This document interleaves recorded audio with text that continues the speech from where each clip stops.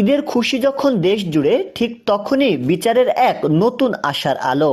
আইনমন্ত্রী আজ এক অনুষ্ঠানে জানিয়েছেন, প্রধানমন্ত্রী স্বয়ং তনু হত্যা মামলার বর্তমান অবস্থা এবং দীর্ঘসূত্রিতার কারণ খতিয়ে দেখছেন।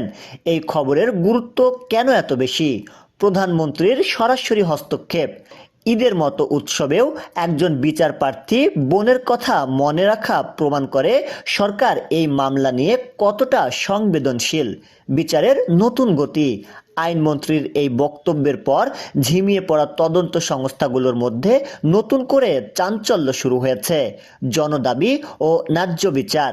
তনুর পরিবার দীর্ঘ 1 দশক ধরে যে বিচারের পথে চেয়ে আছে, প্রধানমন্ত্রীর এই আগ্রহ সেই আশাকে আরও কয়েক গুণ বাড়িয়ে দিয়েছে।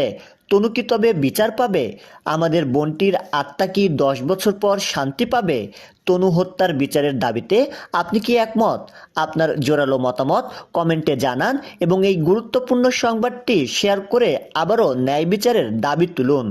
শাহরিয়ার হিমেল, ডেস্ক রিপোর্ট, নবরূপ টিভি।